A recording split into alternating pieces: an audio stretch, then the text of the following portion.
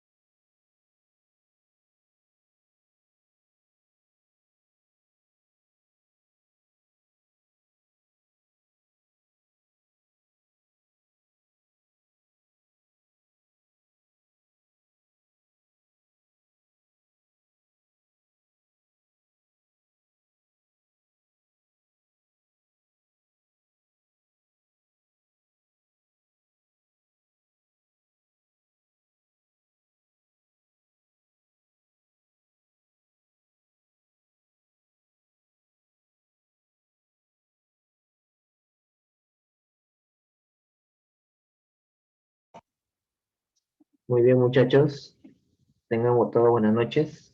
Grasa, que chaufa, que hamburguesa, que gallego, anteayer Siendo las me 8:05, comió las vamos a empezar la clase de hoy. La semana pasada no se pudo tener una complicación de salud, pero ya está todo arreglado. Y vamos a empezar, pues como ustedes saben, hoy día es un día especial para todos ustedes, ¿no? Para todos nosotros. Porque hoy día, ¿qué se celebra, muchachos? ¿Qué se celebra hoy día, 25 de mayo? Día del inicial. El Día de la Educación Inicial, así es. Entonces, cae propicio hacer un pequeño recordaris de cómo es que nace el Día de la Educación Inicial, ¿no? Primero que nada, pues, ¿cómo? A ver, definamos qué es la educación inicial, a ver, ustedes, en sus palabras. Ya saben que pueden participar por el chat o si gustan por el micrófono.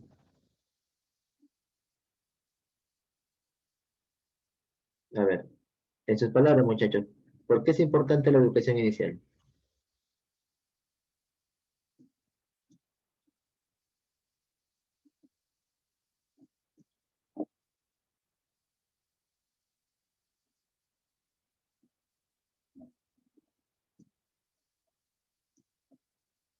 A ver, Roxana Galindo.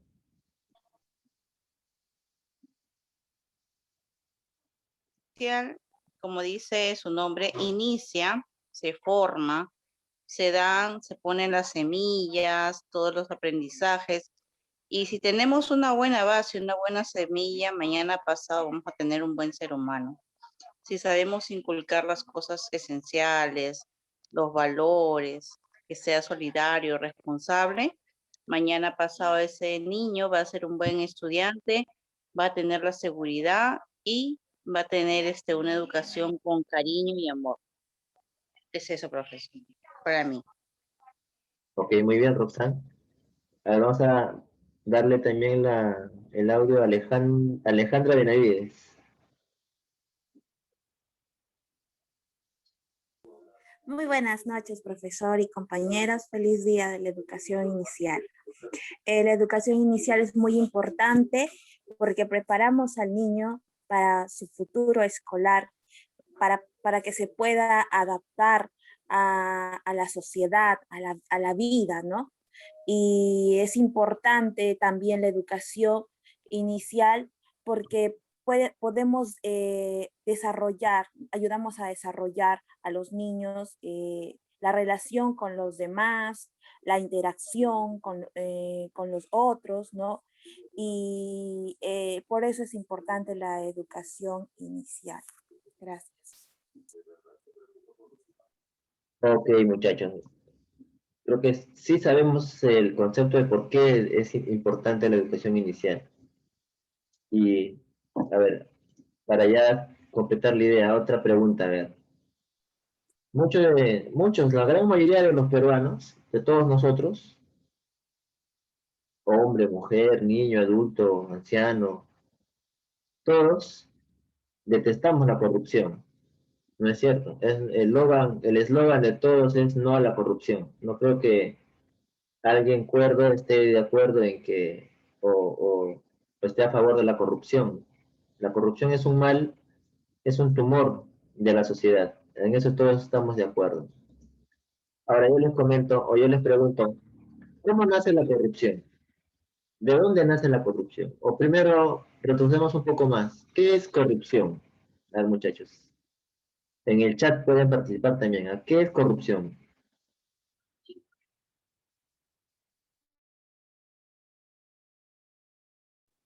Buenas noches, profesor. Buenas noches, compañeros. Desearles un feliz día de la educación inicial a todas las personas que realizamos esta noble tarea. Para mí, la corrupción viene de algo descompuesto, ¿no? Algo que no está bien, algo que no funciona dentro de las normas de la sociedad. Eso sería mi intervención, profesor. Muy bien, Marta. Y a ver, ya cambiándoles la pregunta, ¿dónde creen que nace la corrupción? ¿Dónde creen que una persona pierde sus valores y opta por sacar provecho de una situación, llenarse los bolsillos, hacerse de tierras, de obras? ¿En qué momento es el que la persona pierde esos valores? A ver. Profesor, buenas noches. La persona pierde el valor cuando toma el poder, ¿no? De ciertas entidades, ¿no? Y ahí es donde ya comienza a corrompirse por querer ganar más por beneficios propios, ¿no? Esa es mi opinión. Así es, así es. ¿Y ustedes piensan, qué piensan de las personas? O mejor dicho, ¿creen que una persona es corrupta independiente de su estudio? O sea, vale decir, si una persona es un docente, ¿no puede ser corrupto? ¿O si una persona es un médico, no puede ser corrupto? ¿O la Sí, corrupción es independiente del estudio, sí, del grado que tenga? no, sí, Sí puede profesor. ser, profesor Corrupto. Sigue, compañera, disculpa. Sí puede ser profesor corrupto, o sea, como yo le mencionaba anteriormente, basta que ellos tengan un cargo, ya hacen uso de esa facultad, de ese poder, para ellos poder hacerlo con, o sea, a su convenio, a su beneficio, a su propio bien, ¿no? Para ellos, no pensando en las demás personas. Exacto. Profesor, disculpe, Sí. justamente en esta etapa de la educación inicial es pues como yo lo veo como las bases, ¿no? Los cimientos de una casa, igual, la educación inicial, los docentes de inicial jugamos un rol fundamental, ¿no? No solo con los niños, sino con las familias trabajamos. Muchas veces formando a los niños, a veces en esos valores que muchas veces en los hogares, ya sea por distintas razones, no se logran o no se practican, justamente llegan al inicial y a aprender eso, no solo los niños, sino los padres, ¿no? También es importante esta etapa de la educación inicial porque, según los especialistas, eh, define, ¿no?, a la persona en un futuro. Es decir, un niño que no se cría con valores, con el respeto hacia los demás, que no aprende a ser empático, tolerante, de pequeño, de grande va a ser muy difícil. Y yo pienso que la corrupción empieza desde el hogar, ¿no? Cuando los niños empiezan trayendo cosas, aunque sean niños inocentes, que no se dan cuenta, pero si los padres no tomamos acción y decimos, no, si eso no es tuyo, devuélvelo, ¿no? Así me parece que empieza, desde el hogar empieza la corrupción, profesor.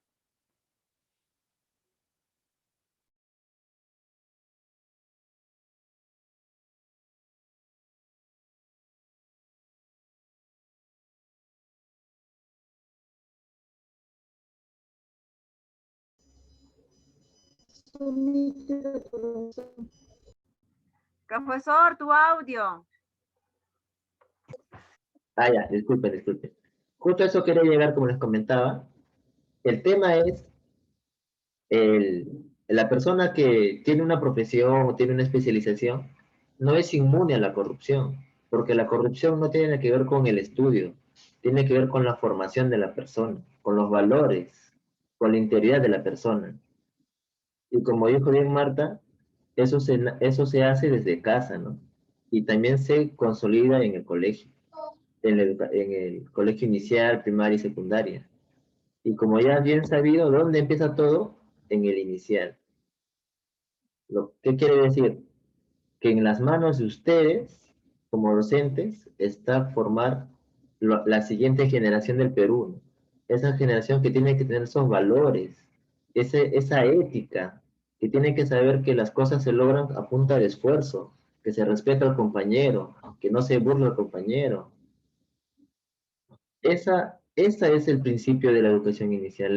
Ahí está la vitalidad, la importancia de la educación inicial. Claro que también se complementa pues con cursos lógico-matemáticos, ¿no? Lenguaje, terapia. Pero en el objetivo de la educación inicial y en general de toda la educación es formar personas íntegras, éticas. Si ustedes leen la ley el 20488 de la ley de la educación general de la educación, ahí no dice que el estudiante tiene que salir sabiendo matemáticas, resolviendo ecuaciones generales, sabiendo haber salido 20 obras literarias, no dice eso. Dice que el objetivo del Estado es formar ciudadanos éticos, comprometidos con el desarrollo del Perú, y eso nace justamente en la educación inicial. Entonces, muchachos, esa era una pequeña introducción a la clase de hoy, ¿no? En honor o en mención al Día de la Educación Inicial que se celebra hoy. Entonces, he creído oportuno, conveniente, hacer un par de diapositivas nada más, de un resumen de cómo es que nace este Día de la Educación Inicial. Porque ustedes como futuros docentes tienen que saber, pues no es parte de su cultura como docentes. Cuando en una reunión, en un compartir, les comenten, ¿no? Oye tú, Gloria, Alejandra, Cecilia, Dayana, Eliana, Elizabeth, tú estás estudiando educación inicial, ¿no? Sí. ¿Y por qué se celebra el Día de la Educación Inicial? Y ahí se van a poner a pensar, ¿y por qué, verdad? Entonces, justamente hoy día vamos a una pequeña introducción, porque esto es extenso, ¿no? El tema es, la historia es extensa, ¿no? A los que nos apasiona o si les apasiona la historia ya tendría que dedicar un par de horitas al día para revisar más a profundidad este tema. Hoy día solo vamos a ver un pequeño resumen, escapándonos un poquito del tema del curso de hoy día. Entonces, ¿cómo es que nace la educación en el Perú, no? Si bien es cierto, el 25 de mayo se ha declarado Día de la Educación Inicial, pero sin embargo ya mucho antes han habido ya acciones de personas que han promovido la educación inicial en el Perú. Y esa persona, pues que la pionera, la que se le conoce como la fundadora, es pues Juana Alarco Damet, ¿verdad? Ella, ella en el año 1896 fue la primera en hacer las primeras acciones asistenciales a niños menores de 5 años. La que tuvo la visión, justamente la que les comento, ¿no? De dónde nace la formación de un niño, de una persona. Entonces, Juana Alarcón Damet es conocida, ahorita hay un colegio emblemático que tiene su nombre. ella empezó esta historia, este movimiento, esta línea de la educación. Y en 1902, ella funda la primera cuna infantil privada, ¿no? Se llama Los Naranjos, que está ubicada en Barrios Altos. Y luego, miren, ¿cuántos años ha pasado? De 1912 a 1931, 29 años después, 29 años después que crea Los Naranjos,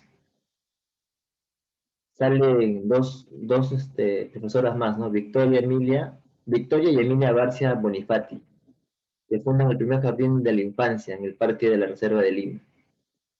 Sí, acá podemos ver las fotos, ¿no? Cómo es que ellas conforman el Parque de la Reserva de Lima, que creo que todos los conocemos, que está en el centro, cómo ellas empezaron esta linda profesión que es la docencia infantil.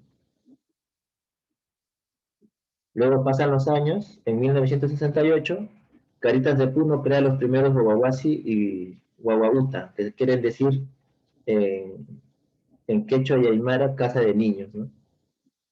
Y luego en el 72 ya se crea oficialmente el nivel de educación inicial en el Perú, mediante la Ley General de Educación número 19326. Sin embargo, no era obligatorio. La educación inicial en esa ley no era obligatorio.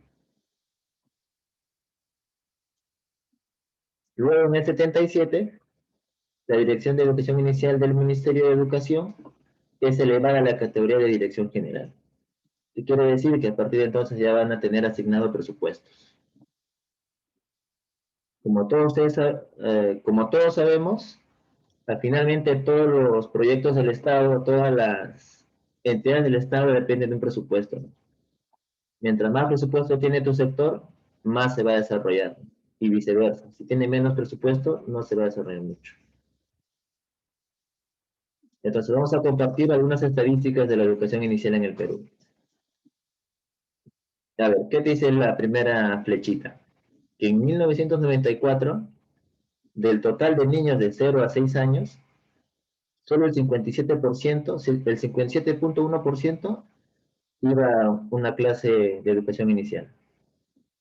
En el 98 bajó a 45.50 y en el 99 otra vez repuntó a 53.40. Quiere decir que más de la mitad de los niños de 0 a 6 años iban a un colegio inicial. Ahora, ¿qué pasa en el año 2003? En el año 2003 sale la nueva Ley General de Educación, la 28044. Educación inicial para niños menores de 6 años es obligatoria y gratuita cuando lo imparte el Estado. ¿Sí? Y acá les he puesto un extracto del artículo 4 de esta ley, la 28044.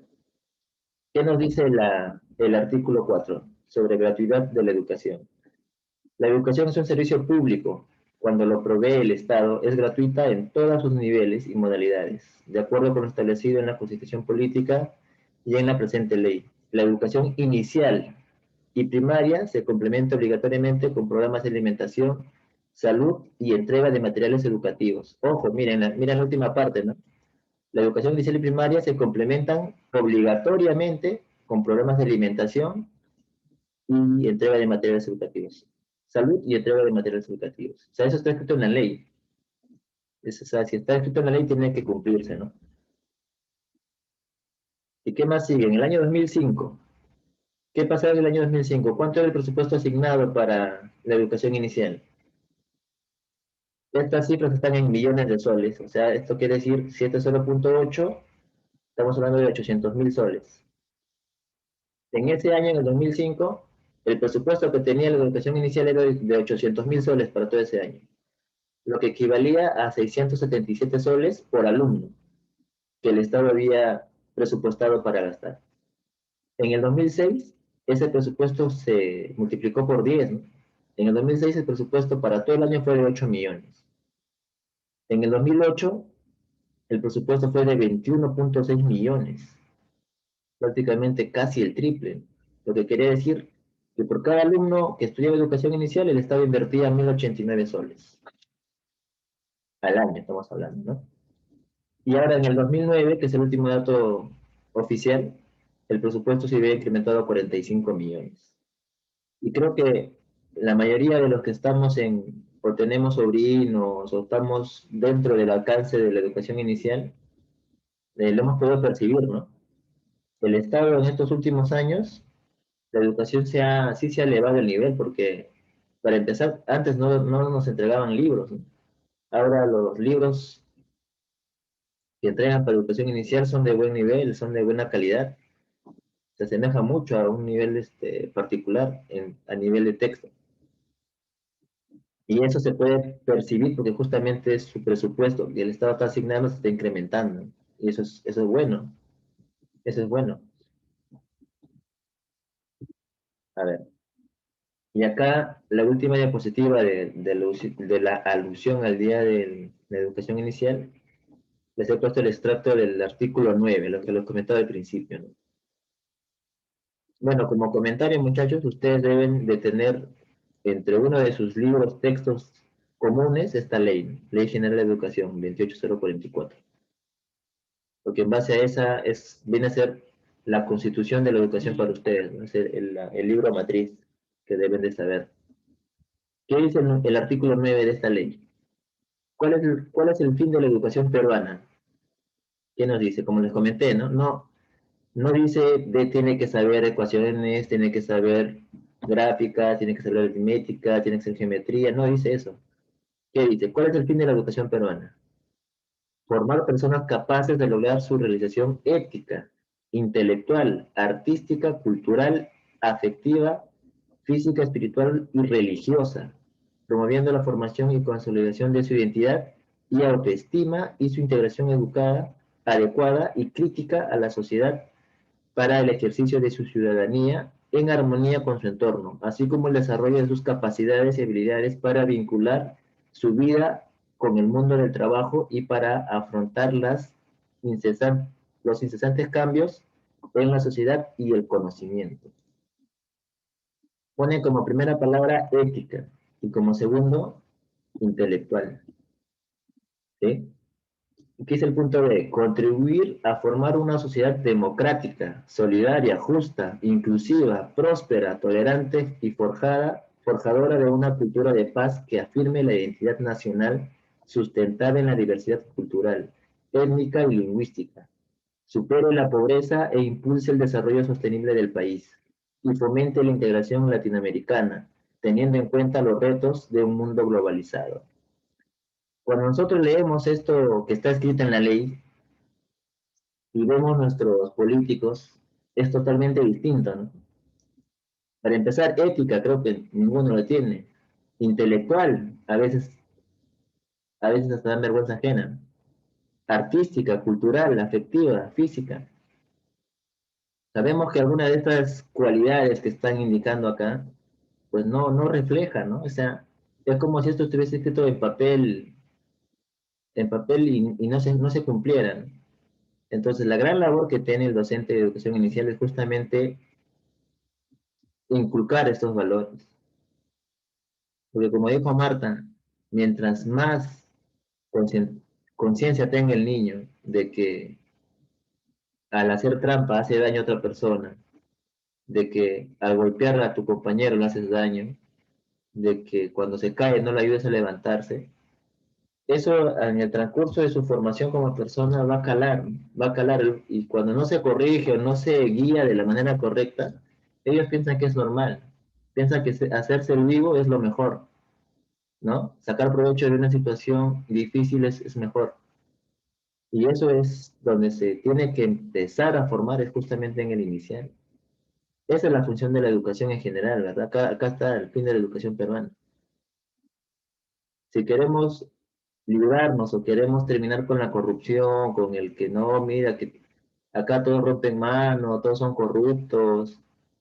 Pero es que, ¿cómo es la manera de atacar eso? Justamente con la educación, no hay otra manera. Claro que también que el hogar es muy importante, pero nuestro rango de acción como profesional en docencia es en la educación en el salón. Y es importante, muchachos, que recordemos esto, ¿no? Que en la ley general no te recalca que tu alumno tiene que ser el mejor en matemática, en aritmética, en educación física, no. Tiene que ser el mejor desde el punto de vista ético, artístico, intelectual, cultural. ¿Sí, muchachos?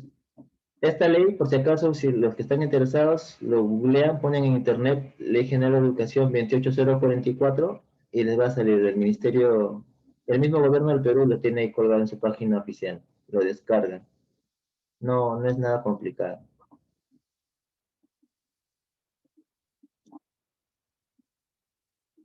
Entonces, ahora que más o menos tienen una pequeña introducción del porqué del día de la educación inicial, ¿qué opinión les merece, muchachos? A ver, por el chat o por que quieran participar por el audio. Disculpe, buenas noches. Buenas noches, soy Parco Lady. Quisiera, si me podría repetir por qué se celebra, no escuché muy bien, por favor. Si podría. Lady, ¿qué parte no escuchaste? El por qué, ¿Cuál? No te puedo copiar bien. ¿por qué se celebra, digo, hoy día, el Día de la Educación Inicial? Eso, no escuché muy bien, profesor. Disculpe. Ah, ya, ok. Seguramente has ingresado después. Eso lo mostramos en la primera diapositiva. Acá. El día de hoy se celebra el Día de la Educación Inicial en el Perú porque un día como hoy, 25 de mayo del año 1931, dos hermanas, Victoria y Emilia Barcia Bonifati, fundaron el primer jardín de infancia en el Parque de la Reserva de Lima. Por eso es que se recuerda hoy como el Día de la Educación Inicial en el Perú. Sin embargo, anterior a esa fecha ya había existido Juana Larco Damnet, que ya había empezado justamente a dar clases o a tomar como importancia la educación de los niños menores a 5 años. ¿Sí? Abajito están las fotos de cada uno, de Juana Larco Damnet y acá de las hermanas Bonifati, dando clases en el parque de la Reserva de Lima. Ok, profesor, gracias. Ok, Lady. Así es, muchachos. Creo que ya nos sirvió bastante este pequeño tip informativo. Entonces, vamos a empezar con la clase de hoy. La clase pasada les había comentado pues que una de la etapa 9 o la última etapa de una investigación es la redacción, ¿no? Que era la famosa tesis. Ya, pero en forma genérica, eso se llama redacción de informes. A ver, solamente van a levantar su mano virtual ya. A ver, ¿quién de ustedes ha presentado un informe formal, ¿no? Un informe que le haya pedido un jefe, una autoridad, un colega? ¿Quién de ustedes ha redactado informe? A ver, levante su manita virtual.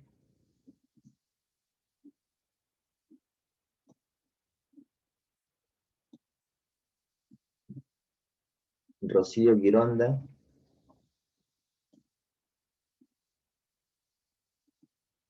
Solo Rocío Gironda tiene la experiencia de haber redactado un informe. Yo ¿Está bien? también, profesor, mi manito está alzado. Así, a ver.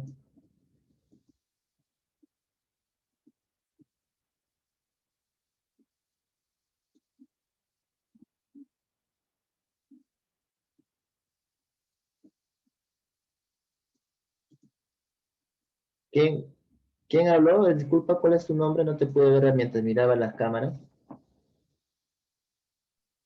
Priscila Silva, profesor. Ah, ok, Priscila.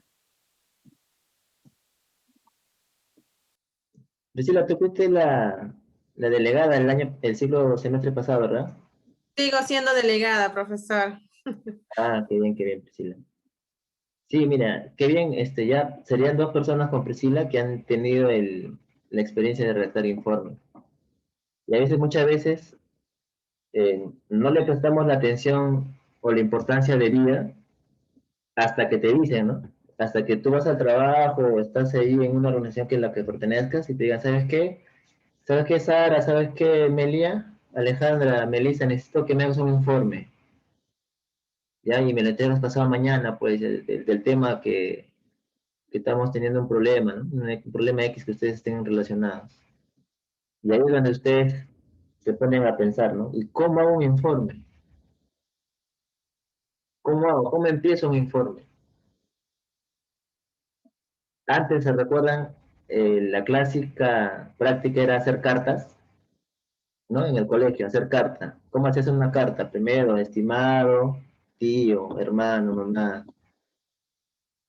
Espero que te encuentres bien. Luego de mis cortos saludos paso a decirte lo siguiente. Y así, o sea, la carta tenía su estructura, el informe también tiene su estructura. ¿Ya? Pero un informe ya es un documento más serio que una carta, ¿no? Porque una carta es más de amical, mientras que bueno, también hay cartas entre empresas, ¿no? O entre instituciones, entre entidades que también son formales. También hay formas de redactar una carta, ¿ya? Pero en este caso, en la clase de hoy vamos a ver la redacción de informes. ¿Sí? Para redactar un informe, lo primero que hay que tener, o sea, aparte del formato, tienen que tener bastante, bueno, buen manejo de ortografía y bastante vocabulario, ¿no? Bastante vocabulario. Ahora, ¿cómo nos formamos el vocabulario? O sea, ¿cómo aprendemos la cantidad de palabras distintas? ¿Cómo aprenden? ¿Cómo aprenden? ah, Le- ¿Sí? Leyendo, profesor. Exacto. La lectura. La única manera que ustedes aprendan nuevas palabras es leyendo. No hay otra. Si ustedes no leen, muchachos, el día que hagan un informe, se van a quedar en la primera línea. No van a avanzar. Como es la primera vez que hacen una carta, y como no tienen el vocabulario, se van a quedar ahí, en las primeras 3, 4 palabras. No van a saber qué más sigue. ¿Sí?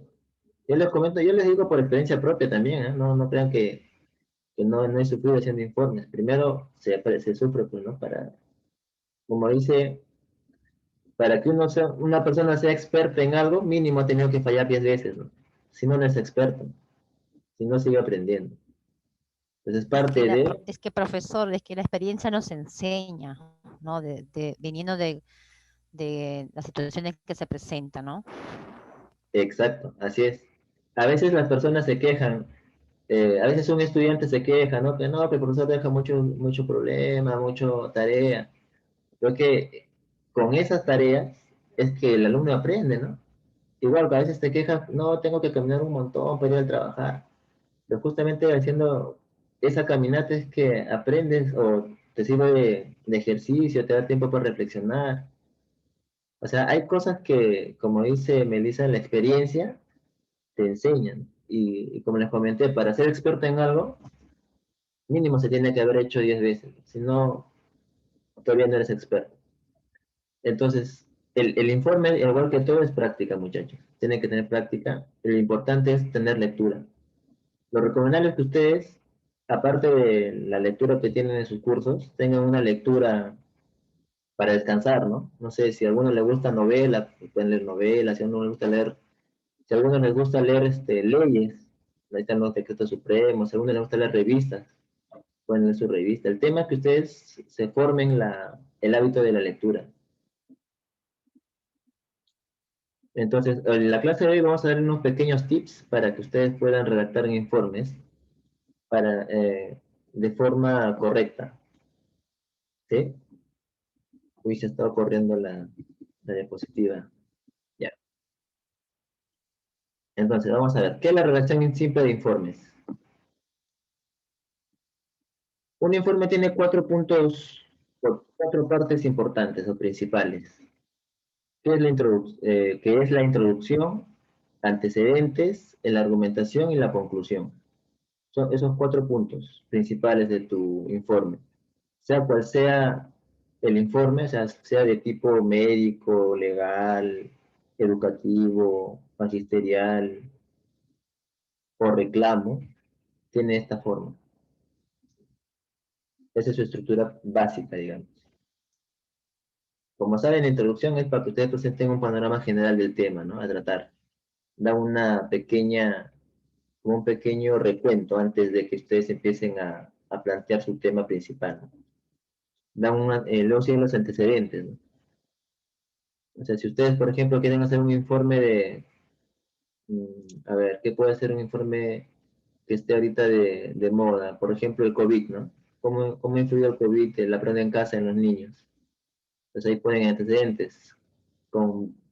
A partir del 2020, marzo de 2020, se decretó estado de emergencia a nivel nacional, a nivel nacional, como punto uno sería tu primer antecedente, ¿no? El punto dos sería, debido a eso, las clases presenciales se suspendieron para pasar a la modalidad de aprendo en casa, ¿no? Y ahí ya recién abordas tu tema, ¿no?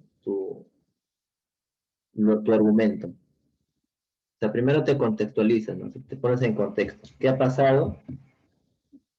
¿Qué hechos previos ha habido antes que tú empieces a argumentar tu informe?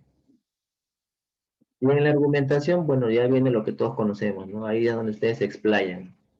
Ustedes dan el análisis, el informe de resultados, las observaciones, todo lo colectan en la argumentación y finalmente concluyen pidiendo algo, recomendando algo, solicitando algo. Porque finalmente, o simplemente dando a conocer un hecho, ¿no? Por eso tengas un informe. Y el informe es una forma oficial de dar a conocer un hecho, ¿no? ¿Se recuerdan cuando hablábamos de pedir permiso a los padres de familia para hacer la tesis? Eso se hace mediante una carta, ¿no? Mediante una carta ustedes les informan a los padres que están haciendo una investigación, ¿no? Mediante una carta le informan al director, a sus colegas, ¿no? Y con un informe ustedes dan a conocer sus resultados, ¿no?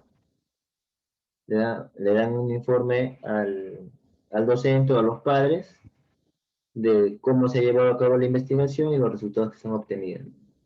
Eso puede ser un informe muy aparte de la tesis, ¿no?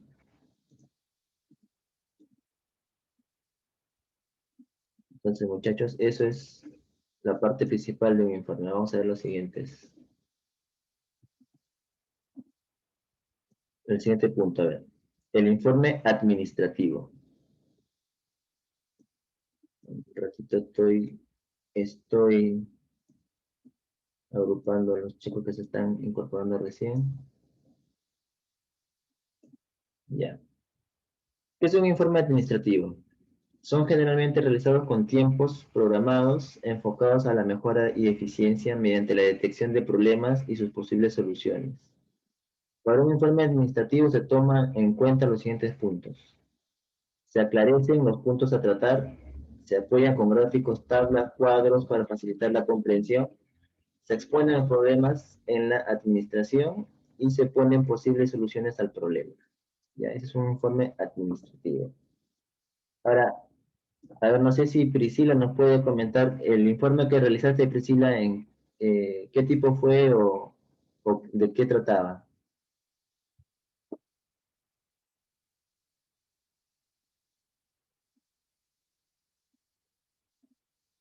¿Mm? Que Priscila no está. ¿Quién más había hecho informe? Gloria, me parece. Yo, profesor Rocío Gironda. Rocío. Ah, Rocío, el informe que tú preparaste en su momento, ¿sobre qué trataba? Yo, bueno, estuve trabajando en la empresa Flores Hermanos de Transportes y estuve a cargo de lo que era tripulación, o sea, de las terramosas que viajan a diferentes sitios. Tenía, igual, del área de encomiendas también por un tiempo, estaba encargada de todo el personal, tanto en Lima como en Tacna. Y por lo tanto tenía que presentar cada mes los horarios, el avance de los chicos, necesidades que teníamos en el área de encomiendas como en tripulación, o sea, en sus debidos tiempos. Y bueno, me lo pedía, era administrativo, me lo pedía la administradora de zona, que era de Tacna, cuando yo trabajaba en Lima, y tenía que presentarle mensual, tanto así como los horarios, todo era por conducto regular, tenía que presentar todo lo que era concerniente a los trabajadores en el área que yo elaboraba. Ah, ok. O sea, era un informe semanal o mensual el que presentabas. Mensual. Ah, ok. Los horarios los hacía semanal, pero los informes los hacía mensual. Ok. Y eso te revisaba tu tu jefe, tu supervisor, me imagino. Sí, la administradora de la empresa, que era la segunda del dueño, pues, ¿no? Y normalmente, ¿cuántas veces te hacía rehacer el informe? O la Bueno, primera. la primera vez que empecé, creo que la rehice como 3, la primera, pero ya tenía un formato. O sea, lo bueno de que en las empresas, o generalmente en cualquier centro, un centro de transportes, en este caso de la empresa, ya tiene ya un formato establecido. Entonces, generalmente, como uno nueva, no sabe, porque iba de Tacna, me hicieron hacerlo, lo hice, pero a lo que yo sabía, o sea, según viendo ¿cómo le digo? Todos los puntos que yo tenía referencial en el informe. Pero no, como le digo, cada empresa o cada entidad ya tiene ya su propio formato ya establecido. Entonces, al final será rellenar, cambiar horarios y todo eso, ¿no? Y poner los nombres. Claro, pero inclusive para completar un formato, igual la información también que tú escribes a veces también te corrige, ¿no es cierto? Por más que no tengas que elaborar ningún argumento y colocas hora, o cronograma, personas, ahí también a veces en el tipeo también se surgen un poco digamos, no sé, pues errores involuntarios, de tipeo, Sí, etcétera. profesor, porque la primera vez que lo hice lo tuve que rehacer como 3 veces. O si no, incluso ya estando el formato hecho, hay veces no les parecía lo que yo mismo tenía, ¿no? Entonces tenía que volver a rehacerlo. Los primeros meses sí fue duro. Y luego ya me acostumbré y ya era mucho más fácil. ¿No? Ok, muy bien, Rocío, gracias por compartir tu experiencia. En realidad sí es así, pues, ¿no? En realidad, a veces cuando, a pesar que hay un formato existente, para adecuarse a la forma de trabajo del área, siempre hay una curva de aprendizaje, ¿no? Es en todo lugar, en toda actividad, en todos los trabajos, siempre hay una curva de aprendizaje, donde siempre al principio es una curva lentita, ¿no? Una curva normal del aprendizaje y luego ya esa se empieza a disparar, porque ya la gente o la persona se adapta rápido. Entonces, el comentario, la pregunta iba para que ustedes, muchachos, se den cuenta que la redacción de informes no es que yo hago un informe, mi primera versión y esa es la oficial, ¿no? A veces el informe que ustedes preparan, a veces lo preparan para su jefe, o en este caso sería para su director, ¿no? Para el director o para el encargado si es un colegio particular, es pues, el promotor, ¿no? Les dice, ¿sabes qué, profesor? Necesito que me haga un informe del avance de los muchachos, ¿no? Del colegio de los niños de 3 años. Y cuando ustedes lo redactan para la firma de esa persona, ¿no? No para la firma de ustedes. Ustedes lo firman ya cuando ustedes son los que van a emitir el informe para el, puede ser para el director, para los padres, para los colegas. Pero por lo general siempre uno prepara el informe para otra persona. A los principios es así, ¿no? Ya cuando ustedes ascienden, ustedes hacen lo mismo, ¿no? Van a enviar a gente que está a su cargo a preparar los informes. Entonces esa es un poco la dinámica en los informes. Ahora, ¿qué características o qué debo tener en cuenta para redactar un informe? Primero que nada, la estructura. ¿Y qué entendemos por estructura? La cubierta o la portada. Es la primera página bajo la cubierta. Debe contener, ¿qué cosa? El título, una indicación de la naturaleza del informe, el nombre, la fecha y otros aspectos. ¿Sí? Ahora, esto es en forma genérica, ¿ya? A veces hay informes de una sola hoja, ¿no? A veces hay informes de 3 hojas, 5 hojas, ya dependiendo de lo que se está elaborando, va a depender también la cantidad de la información. ¿Sí?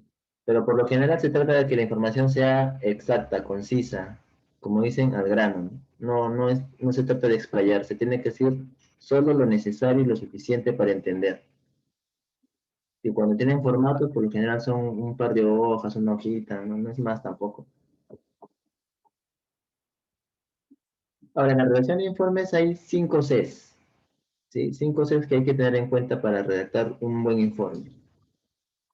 La primera C es la concisión. De ser conciso. ¿Qué quiere decir concisión? Enfocar directamente el asunto a tratar. Conciso se relaciona con brevedad. Escribir las palabras necesarias para expresar lo que se tenga que decir, sin rodeos ni adornos. Todo vocablo que sobre debe ser eliminado, sin llegar al extremo de una comunicación telegráfica. ¿Sí? ¿Qué quiere decir telegráfica? No le vamos a adornar demasiado la palabra o el argumento. ¿Sí? Entonces, si ustedes quieren hacer un informe sobre, no sé, pues imagínense que ustedes entran al salón de clases y encuentran la pizarra partida a la mitad, en dos, una rajadura al medio. Entonces, ¿qué tienen que informarlo obviamente al director, ¿no? ¿Y cómo le informan? Bueno, la manera rápida y la manera coloquial, digamos, es yendo a la oficina del director y buscarle pues que está la pizarra rota, ¿no? Y ahí pueden pasar dos cosas, o que el director le tome la importancia del caso y le dé una solución, o sea, le envíe a alguien a reparar la pizarra o poner una nueva pizarra, o la otra opción es que no les hagan caso, ¿no? Y cuando no les hacen caso, y un día hay una reunión de padres y los padres van a su salón y van a ver la pizarra rota, y le va a decir, profesor, ¿y esa pizarra qué pasó? Y usted, bueno, tendrá que salvar la situación, ¿no? Sí, ya lo estamos atendiendo, vamos a ver cómo lo arreglamos. Y otra vez van al director y el director tampoco es ese caso. Y otra reunión después de un mes, y van los padres y otra vez se encuentran la pizarra rajada. Y otra vez le van a preguntar a los padres, profesor, ¿esa pizarra sigue igual? Y ustedes, sí, ya le dije al director. Pero en realidad ese ya le dije debería haber sido con una carta, ¿no? O con un informe, donde ustedes notifican al director cómo han encontrado el material en el aula, en este caso la pizarra. Y cuando alguien les reclame, ustedes van a tener un documento formal, ¿no? Que ya han notificado y bueno, porque ya no escapa del alcance de sus funciones, ¿no? Porque hay casos, muchachos, en que para mala suerte de algunos, esa pizarra rajada se puede caer encima de un niño, ¿no? Le puede hacer daño, o de un colega y le puede hacer daño. Y recién ahí es donde piden el formalismo del caso, ¿no? Recién ahí, cuando van a hacer la investigación del accidente, y dicen, ¿por qué no se atendió a tiempo ese problema? Y hay dos escenarios, ¿no? El profesor que diga, no, yo le dije al director, ya me acuerdo que hace 2 semanas le dije, versus el docente que saca su papel, miren, con fecha 25 de mayo, acá el informe del director cómo encontró la pizarra y acá está su firma que me ha recibido. Entonces, esto ya pasa a responsabilidad del director o de la persona responsable, porque yo ya tomé la acción que debía haber tomado. ¿Cómo se llama eso, muchachos? Deslindar responsabilidades, ¿no? Y eso es bueno, no solamente desde el punto de vista docente, es en general, ¿no? Como dicen, papelito manda. Y la mayoría de las veces las personas no lo hacemos porque somos amigos, no, no, el director es mi amigo, no, que el colega es mi amigo, no, no va a pasar nada. Muchachos, no pasa nada hasta el día que ocurre, ¿no? Hasta el día que ocurre, realmente sale como quien dice la verdadera cara. Y la manera de ustedes curarnos en salud es siempre con un documento. Mientras ustedes tengan el documento, ustedes van a poder pasar bien el impasse, ¿no? Ahora que si el tema que se discute es atribuible a ustedes, ahí sí, pues muchachos, ahí sí tienen que haber tomado acción ustedes, ¿no? Por eso que ese es el fin de los informes, ¿no? Cuando uno dice, ¿por qué da tanto informe? Mucha burocracia, mucho papeleo. ¿Por qué? Porque cuando hay una investigación, ¿qué es lo que piden? Documentos. No piden conversaciones, no piden que eres tu amigo, no piden con quién estás en el Facebook, no piden eso, ¿no? Lo que piden es la documentación. ¿Cómo es que se han llevado a cabo los hechos? ¿Con qué documentación? Por eso que en el Estado hay bastante burocracia, porque cuando viene la Contraloría, ¿qué les pide a las áreas? ¿Qué les pide? La documentación justamente con que han hecho las compras, con que han hecho las resoluciones, con que han hecho las reuniones. Todo eso es documentado y es presentado con informes, ¿no? Ustedes han visto el informe de Lavajato, ¿no? Esos informes en el Congreso que son como 5, 10, 20 tomos, porque justamente al final cuando van a juzgar o van a tomar una decisión es en base a ese informe. No es en base a lo que sale en la televisión, a lo que dice en la radio, a lo que sale en el periódico, ¿no? Es en base al informe, porque el informe es el documento oficial, donde ustedes ponen por escrito lo que ustedes hablan verbalmente. Sí, muchachos, por eso es importante el informe. Ahora, la otra es cortés. Las expresiones de cortesía moderadas en su uso, sin melosidad ni servilismo, favorecen las relaciones interpersonales tanto al hablar como al escribir. Claro, ustedes cuando han visto un informe, siempre el informe es bien político, ¿no? O sea, es bien educado. Cuando ustedes inician un informe, dice, de mi consideración, ¿no? O que tengo muy buenos días, muy buenas tardes. Pero ya cuando ustedes exageran eso, o sea, cuando ponen muy excelentísimas buenos días, ¿no? O, claro, o sea, cuando ya lo hacen muy meloso, ya pierde también el enfoque del informe, ¿sí? Tienen que ser cortés, pero cortés, una cortesía corta, no tampoco irse al extremo de No exagerar, maestro. así es, no se exageran. El informe es para dar a conocer algo, ¿no? No es para halagar, no es para pasarle franela a nadie. Ya le quita la objetividad. Ahora, la otra es la correcta. Este atributo se refiere a la limpieza en la expresión, sin errores ortográficos. El borrador de un informe administrativo debe ser revisado cuidadosamente, de manera que se puedan corregir antes de la impresión todas las fallas de ortografía, acentuación y semántica.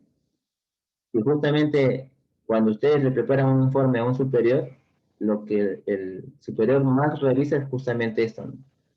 Que no tenga errores ortográficos y que tenga toda una correlación, que tenga sentido, que no esté redundando, que por ahí no esté usando dobles palabras, muletillas, ni nada por el estilo. ¿Sí? Por eso que es bien correcto. Y esa es la única manera de cultivarlo, es leyendo bastante, muchachos. Mientras más lectura tengan, van a tener más cultura o más vocabulario para poder argumentar. A veces, cuando hacen un informe extenso y usan las mismas palabras, porque no saben otro, no saben un sinónimo, no saben usar otra frase, también el informe también como que se ve bajo, ¿no? Es un nivel bajo del informe.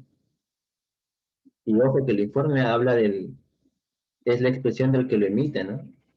Se imaginan por ejemplo, ustedes conocen al Puma Carranza, ¿no? Famoso Puma Carranza, porque él usa bastante una muletilla. A ver, dile al Puma Carranza que le haga un informe, ¿cómo lo va a redactar? Con su misma muletilla, ¿no? Entonces, así es, de esa manera es que se ve el informe de una persona, ¿no? Mientras mejor, Maestro, sí, disculpe, el informe también podría ser así como cuando el juez dicta una sentencia o ve un caso, hay un secretario que está escribiendo ahí, ¿no? Todo lo que hablan, lo que acuerdan, está ahí el secretario escribiendo, ¿verdad? claro, claro, pero ahí ya es lo que el secretario escribe, tiene otro objetivo, ¿no? Otra función. Lo que hace es transcribir. Si Y es una argumentación jurídica más que todo, profesor, ¿no? Claro, el objetivo de eso es tener por escrito todo lo que se habla. Si el que habla disparate y media, él igual lo va a tipear porque él lo está registrando. Es como el cuaderno diario del investigador, que apuntan todo, porque ese es el sustento de su investigación igual, ¿no? El que escribe en un aporte, lo que hace solamente es tomar registro de todo lo que se está diciendo. Ya, pero un informe no es eso, ¿no? Un informe lo que hace es presentar una situación y tiene que hacerlo de la manera más rápida, más elocuente, que sea cortés, que sea conciso y que esté escrito correctamente. Ese es el informe. El otro es simplemente una transcripción.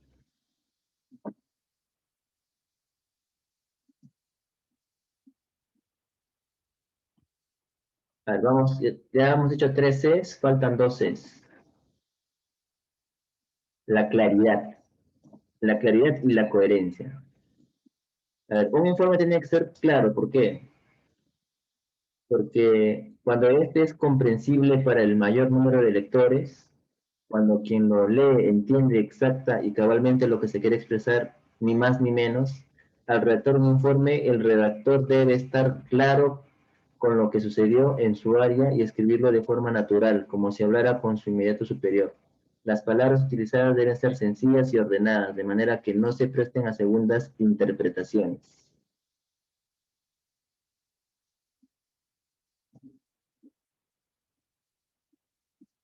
Así es, debe ser claro, concreto. ¿Ustedes alguna vez han leído un atestado policial, muchachos? ¿Han leído? A veces hay atestados que dan mucho que decir, a veces hasta uno lee se puede reír, ¿no? Porque la redacción es pésima, pésima, y la forma de cómo lo explican es peor. Una vez pusieron un atestado de cuando en la sierra, o me parece que en el norte, por Piura, uno de los burritos saliendo. Usted sabe que en Piura, aunque están de Piura, deben saber, hay burritos salvajes, ¿no? Que están ahí en el campo. Y a veces estos burritos salvajes, pues, uno está pasando con un auto o con una movilidad, y a veces salen, ¿no? Salen y a veces, pues, ellos también reaccionan y te pueden patear o no patear, sino de repente ustedes sin querer los atropellan. Y al atropellar, pues, el auto se va a bollar, ¿no? Y eso le pasó a un policía. Entonces el policía tiene que hacer su descargo, ¿no? Y cuando lee su descargo dice, pues mira, pasando por la avenida tal, a tal hora, siendo tal hora, el burrito, un burro desconocido vino y nos embistió de forma sorpresiva, dañando la parte delantera abollando la carrocería del auto en la parte lateral derecho. O sea, al informe en sí lo llena demasiada explicación, mejor dicho, ¿no? Ahí debe ser de frente claro y conciso, ¿no? Siendo tal hora en la avenida, tuvimos un accidente, ¿no? Ese es un accidente inesperado de choque contra no sé, pues un animal salvaje, ¿no? Pero ahí ellos lo adornan, le ponen bastante, bastante sazón a su informe que ya lo saca de contexto, ¿no? Ya lo ridiculiza. Pero justamente eso se da porque que el redacta el informe no tiene la costumbre, no tiene el vocabulario suficiente como para ser conciso, coherente.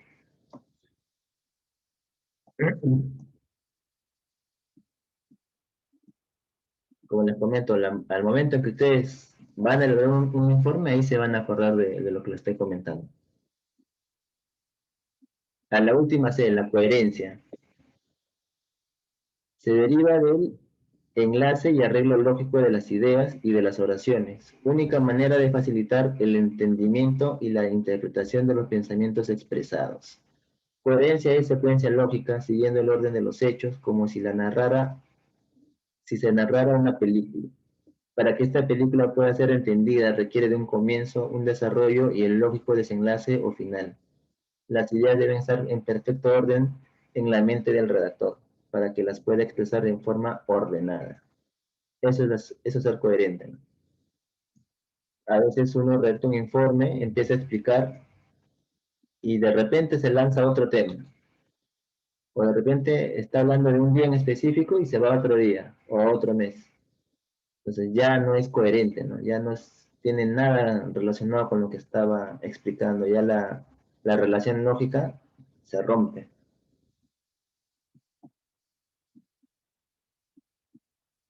Ahora vamos a enumerar unos tips. Tips de redacción de informe. A ver, correcto e incorrecto. ¿Qué es correcto? Perdón, incorrecto. El ministro del Ministerio de Salud. Mira, allá, ¿qué? Entonces, ese es incorrecto, ¿verdad? ¿Y qué es lo correcto? Solamente el ministro de Salud Pública. Porque, ¿qué está viendo acá, muchachos? ¿Cómo se llama eso? Redundancia, ¿no? Repite lo mismo, maestro. Está repitiendo lo mismo. Así es. Eso se llama redundancia, muchachos. Ahí está siendo redundante. Ahora, en la siguiente, ¿qué dice? El día de hoy recibimos su carta. El día de hoy recibimos su carta. Incorrecto. Y lo correcto, hoy recibimos su carta. Sí, mira, esta de acá a veces de repente no la sabían o no la percibían, pero está incorrecta, ¿no? El día de hoy recibimos su carta. También está redundando, ¿no? Ahora, lo incorrecto, volar por el aire. Volar. Eso es lo que les contaba el policía, ¿no? Que ponía cosas así, ¿no? Volar por el aire. ¿No? Acá también esto ya está quedando en lo absurdo, ¿no? Porque solamente se puede volar por el aire, pues acá también está redundando y a la vez está cometiendo algo, una frase absurda, ¿no? Solamente debería ser volar.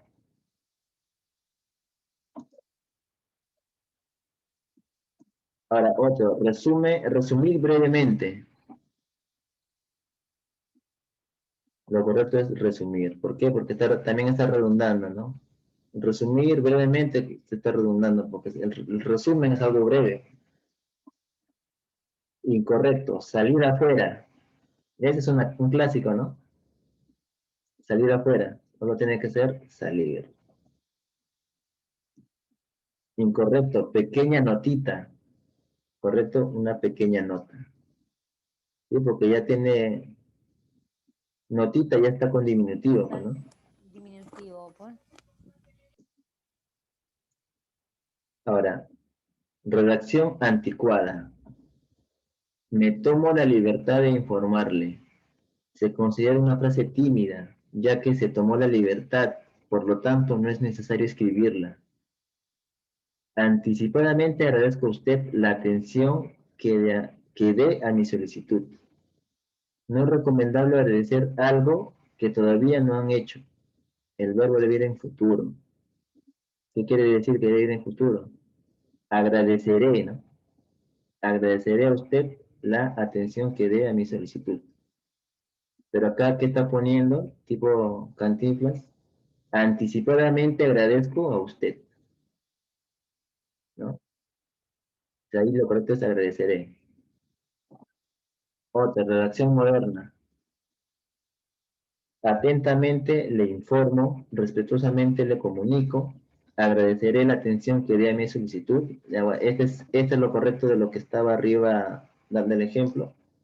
Agradeceré la atención que dé a mi petición. Sí, muchachos, estos son solo unos cuantos ejemplos, ¿ah? En general, en sí hay un montón de ejemplos de redundancia, muletilla, un montón. Cuando uno se quiere profundizar en el tema, hay bastante tipos de errores al momento de redactar un informe.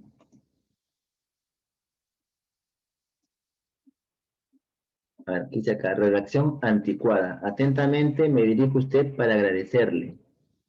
Las palabras me dirijo a usted están de más, desde el momento que lleva el destinatario. Claro, recuerden que un informe siempre hay un destinatario, ¿no? ¿Y dónde va? En la parte superior, ¿no? ¿Quién es el destinatario? quien va a recibir el informe, pues, los muchachos. Pues ustedes, si van a enviar un informe a otro, al Ministerio de Educación, o al UGEL 2, por ejemplo, o al UGEL 3, entonces el destinatario, ¿quién será? Atención, Secretario General, UGEL 03, ¿no? O no sé, de repente es encargado de almacén, UGEL 3, o puede ser área de recursos humanos, UGEL 3. O sea, siempre hay un destinatario.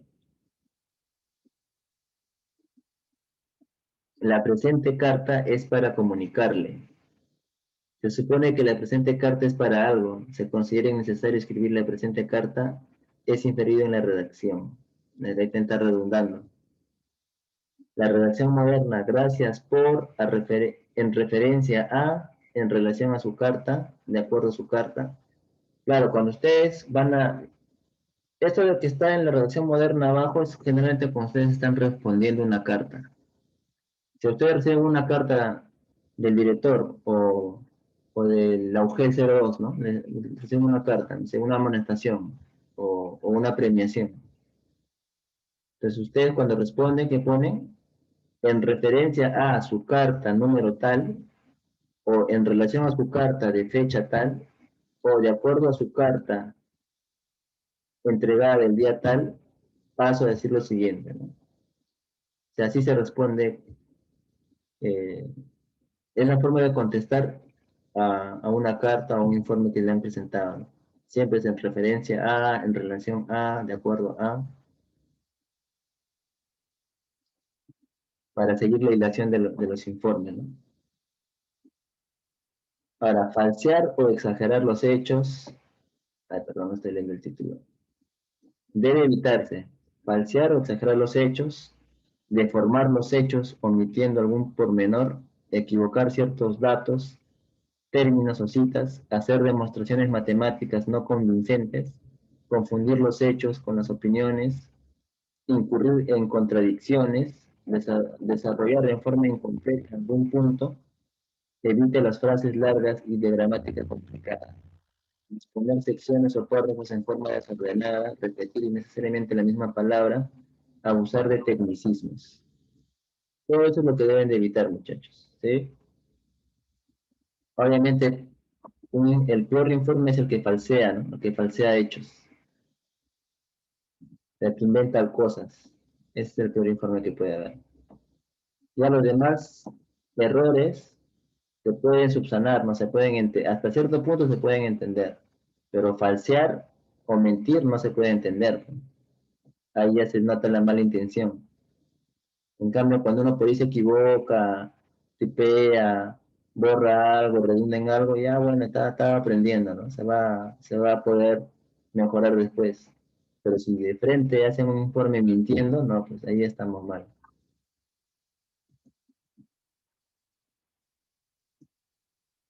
A ver.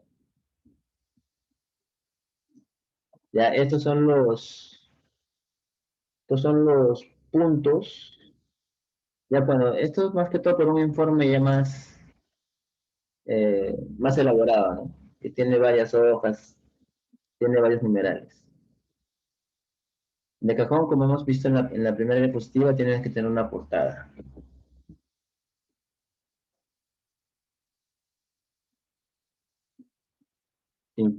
¿Ya? En la portada siempre debe el título de la investigación o del informe, quién lo ha redactado, o sea, el autor, ¿sí? ¿De dónde viene ese autor? O sea, en qué organización está? ¿Está en un centro educativo, en un ministerio, en una alcaldía, en un puesto en la Contraloría? Donde esté, tiene que ir su institución. Y obviamente la fecha y el lugar.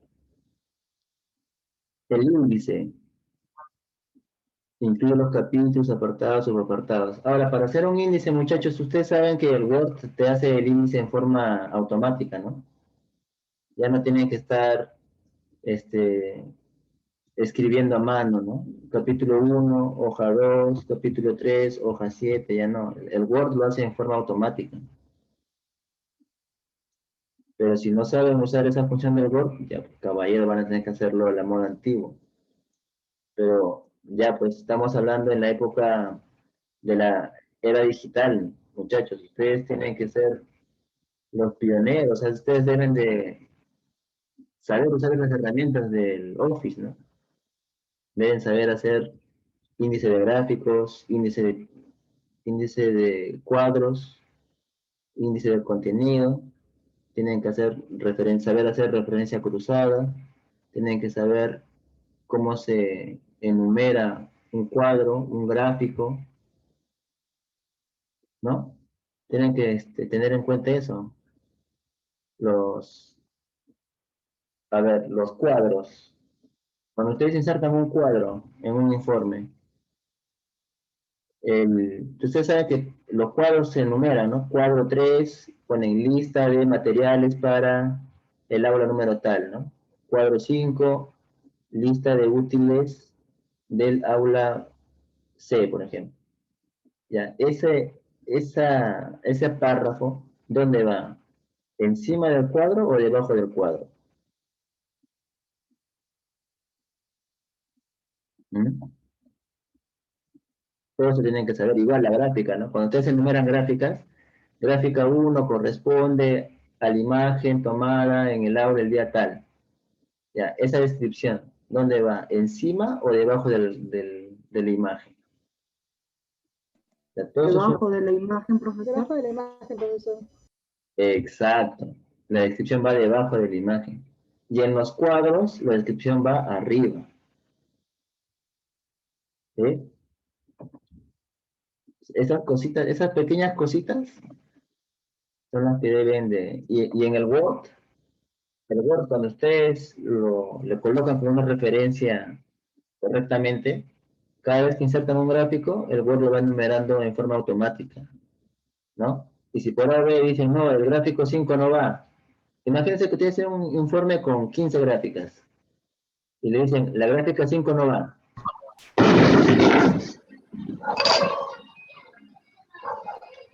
Entonces, como la gráfica 5 no va, ¿qué van a hacer? ¿Van a volver a enumerar todo otra vez? No, no. Cuando ustedes están en el Word correctamente hechos las referencias, borran una gráfica, automáticamente todo se vuelve a acomodar solito. Y si tienen referencias cruzadas, también se van a acomodar solitos. No, imaginen que ustedes pasen la página 2 y dicen, en la gráfica número 8 de la página 15 se explica el resultado. Y cuando dicen, no, la gráfica 7, la 8 ya no va, ahora va a ser la gráfica 9. Tienes que revisar todo el informe para que todo lo que has colocado sea coherente, ¿no? Pero como el Word ya tiene esa opción habilitada, él lo actualiza todo en forma automática. Ya no tienes que estar rompiéndote la cabeza, no, que esto está en otro lado, que tengo que corregir pues, en otra página, ni nada de eso, ¿no? O sea, muchachos, el Word es muy importante. Y si ustedes adolecen un poco de Word, YouTube es YouTube es creo que el profesor de bolsillo de todos ahora.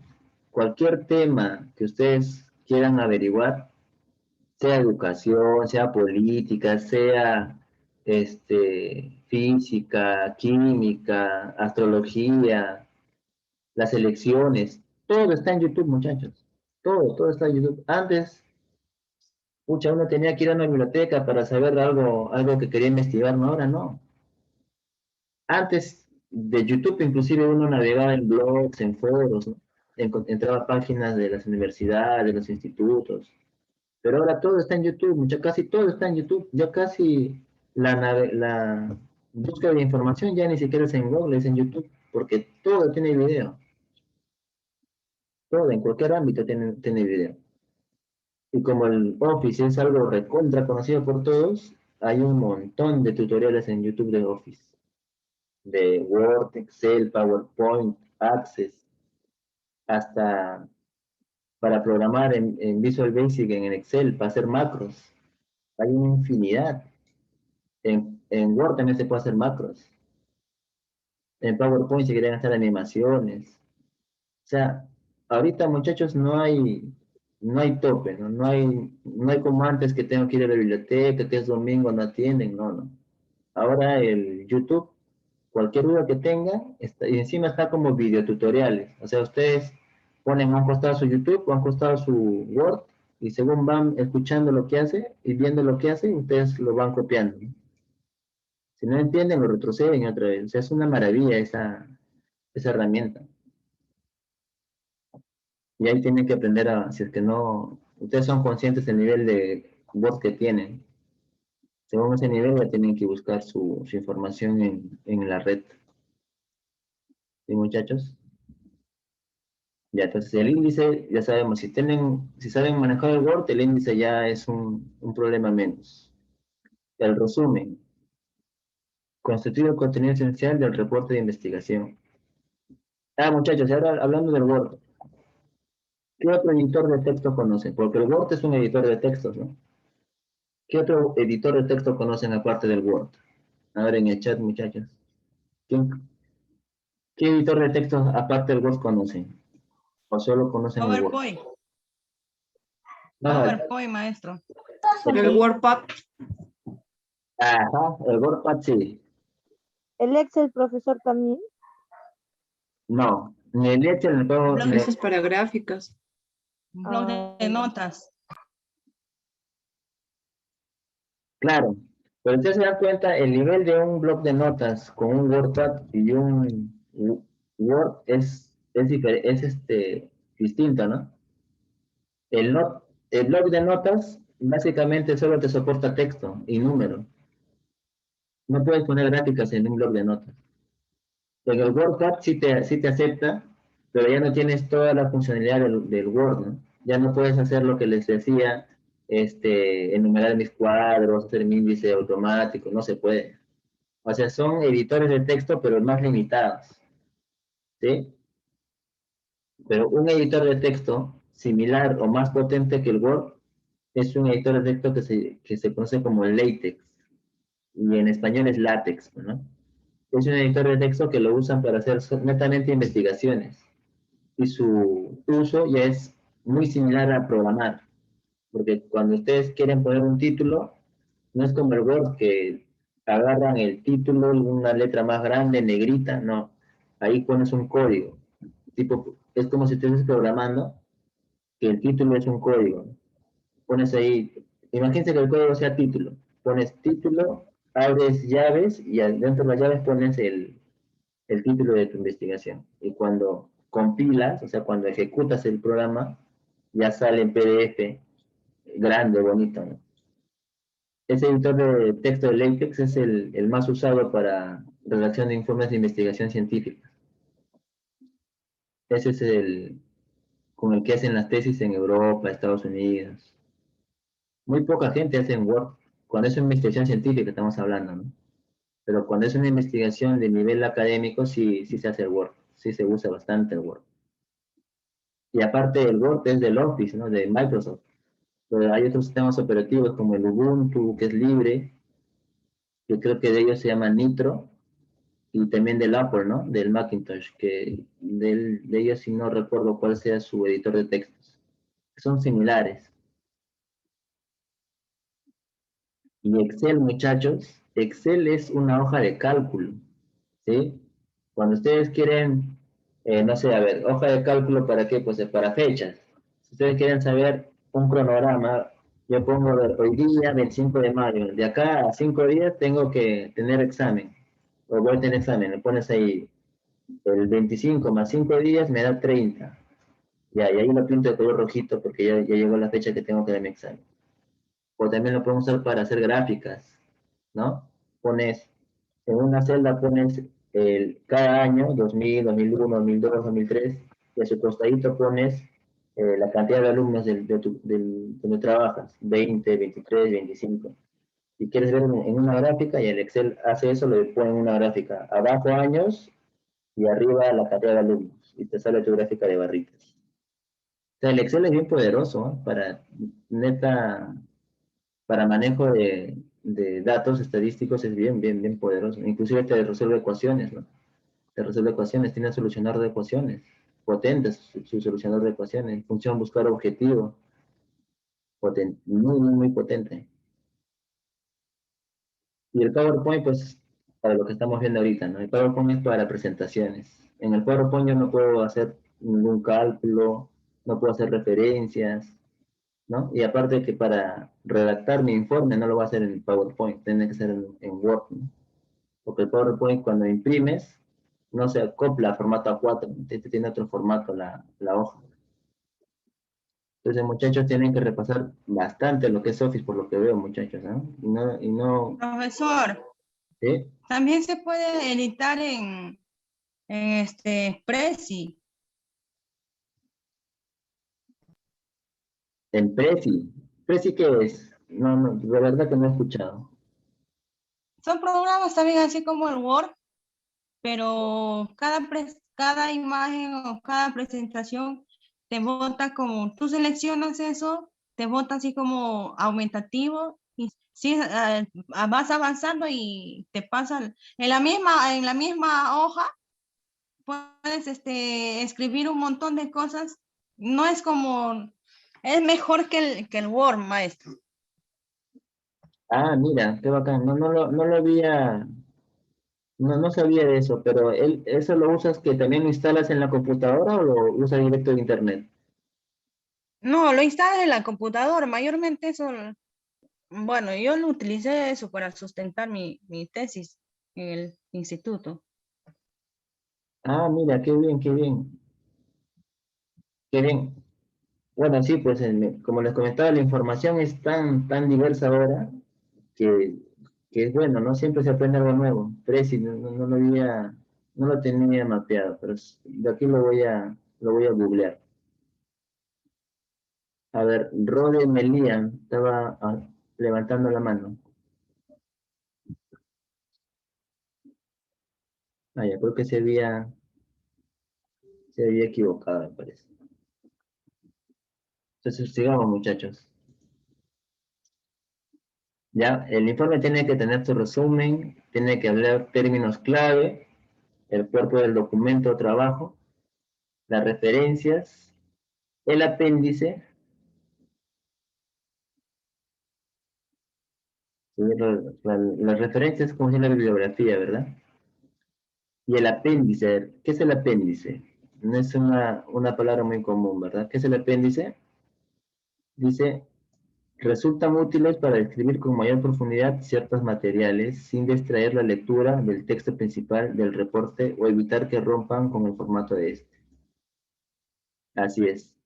Por ejemplo, si ustedes hacen un informe de, a ver, no sé, pues ahora que está de moda los relámpagos, hacen un informe de los relámpagos, ¿no?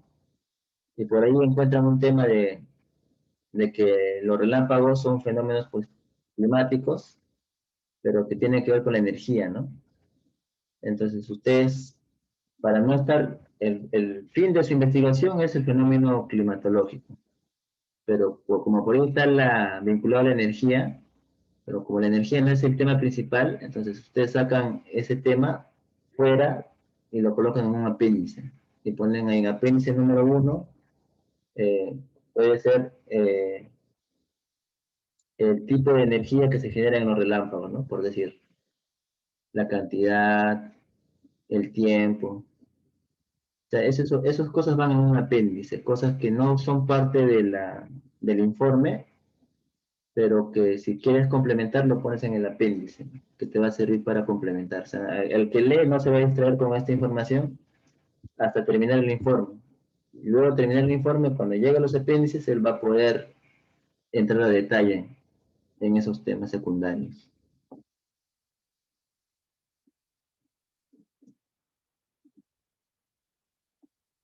A ver, muchachos, sigamos. Esquema de bosquejo general de un reporte de investigación.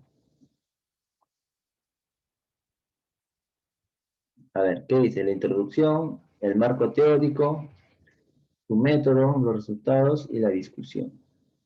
Eso es en forma bien macro del informe. Pero yo pienso que ustedes de repente por ahí vamos a ver si es que le ponemos un modelo de informe y ustedes mismos tengan que llenarlo, ¿no? Ahí van a ver cómo era, qué se hacía. Ya, miren, aquí están dos modelos. Uno que es el famoso memorándum, ¿sí? Y el otro que es el famoso oficio múltiple. ¿Ya? ¿Alguien sabe, a ver, por el chat o por el micrófono, cuándo usan un memorándum? ¿Qué es un memorándum? ¿Qué entienden por memorándum, muchachos? ¿Es para llamar la Maestro. atención ante algún incumplimiento de alguna regla, profesor? Exacto. Así es, sí, sí. Maestro. ¿Sí? Un memorándum es un llamado de atención a, ya sea acá en una institución educativa o en algún lugar que elabora una persona, es un llamado de atención, ¿no? Que te dan el primer memorándum, luego ya hasta el tercer memorándum creo que te sancionan y te botan del plantel. Claro, miren, yo sé que y es casi lo general, ¿ah? La mayoría piensa que el memorándum es como una llamada de atención formal, ¿no? Pero no es así, muchachos, en forma ya más genérica, ¿sí? Profesor, bueno, para mí memorando es como algo escrito que es breve, que intenta comunicar alguna indicación, recomendación o una instrucción. Ok, sí, ahí está en lo correcto, Rosalinda. Y el memorándum, muchachos, es un documento formal que se da entre dos áreas de una empresa. ¿Cuál es la diferencia con un informe? Es que un informe se usa generalmente para transmitir un evento, ¿no? Un evento entre diferentes áreas, ¿no? Un informe puede ser un informe de suficiencia, puede ser un informe de condiciones del edificio, un informe por mal comportamiento, un informe de resultados trimestrales, un informe de reporte quincenal, así como lo mencionó su compañera. Pero un memorándum viene a ser ya un documento de, de un procedimiento ya establecido, ¿sí? Por ejemplo, imagínense que ustedes están,